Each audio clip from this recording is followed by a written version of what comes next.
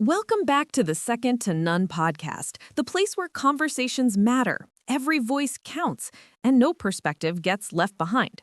Before we dive in, do me a quick favor, hit subscribe right now. Whether you're on Podbean, Apple Podcasts, Spotify, or YouTube, that one click helps us keep growing, keep questioning, and keep delivering content that actually matters. Today, we're going deep into the true crime and cultural impact of Charlie Kirk. You know the name. Whether you love him, hate him, or aren't sure what to make of him, his voice has influenced college campuses, political movements, and even global debates. And here's the thing. We're not here to praise or condemn. We're here to break it down, fact by fact, action by action, and ask, what happens when activism, free speech, and controversy collide? So buckle in, hit subscribe if you haven't already, and let's explore this together. Charlie Kirk's story starts early.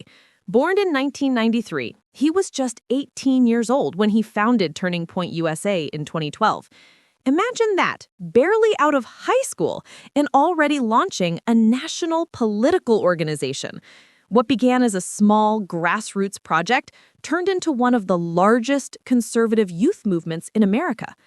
Today, TPUSA claims presence on hundreds of college campuses, shaping debates, rallies, and student activism in ways that many say changed the landscape of campus politics. To supporters, Kirk is a visionary who gave a voice to young conservatives who felt ignored. To critics, he's a polarizing figure who uses sharp rhetoric to divide campuses and communities. And that's where our true crime lens comes in. Because while Kirk himself isn't accused of committing crimes, the question is, do the events he hosts and the movements he inspires sometimes fuel unrest, disorder, or actions that cross the line into criminal territory? Let's look at some examples. Across the country, TPUSA rallies have drawn both enthusiastic crowds and heated protests. In some cases, peaceful demonstrations turned into shouting matches, and shouting matches escalated into physical confrontations. Police reports from multiple cities document fights, vandalism, and arrests at or near events. The question becomes, is this just the cost of free speech in action? Or does a leader bear responsibility when the atmosphere around them turns volatile? Listeners, think about your own community. Do you believe student activism, left or right, helps strengthen democracy, or does it stir division? Drop a comment because your take is part of this bigger story. And if you're finding this conversation eye-opening, don't just listen. Hit subscribe right now so you don't miss the next one.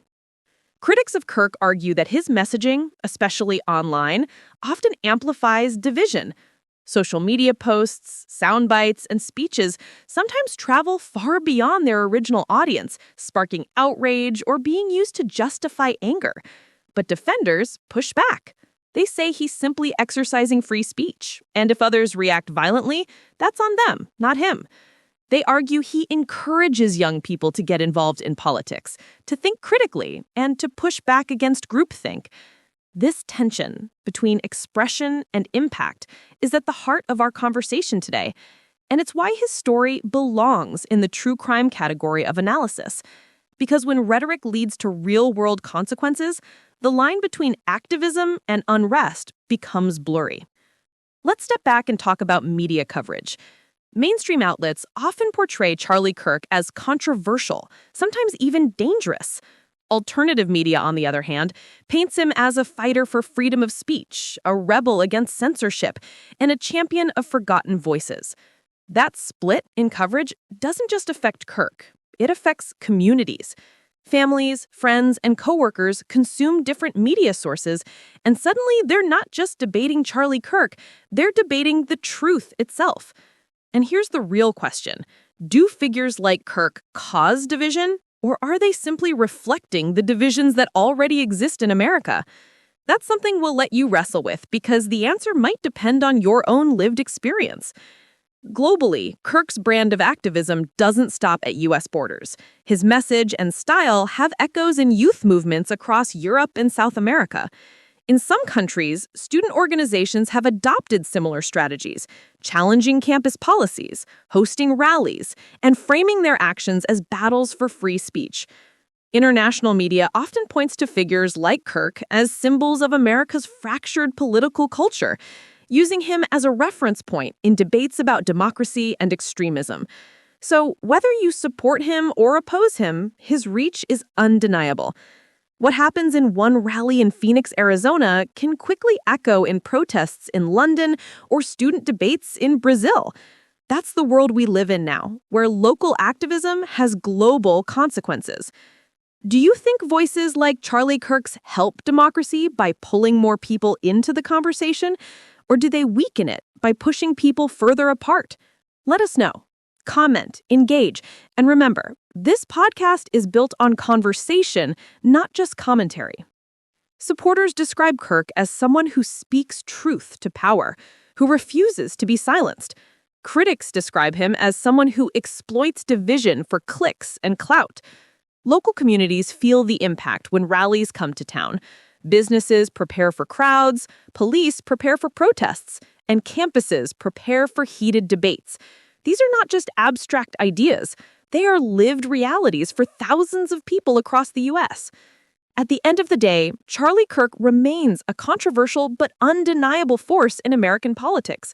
Whether you agree with him or not, his influence shapes communities, sparks debates, and forces us all to ask what kind of democracy we want.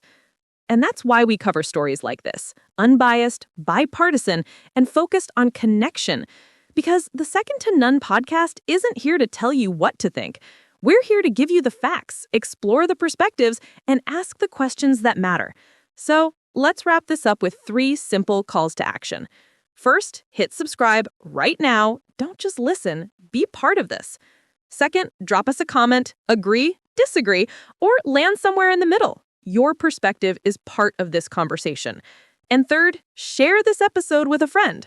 Conversations like this only grow when we grow together. Thanks for tuning in to the Second to None podcast. Until next time, keep questioning, keep connecting, and keep the conversation alive.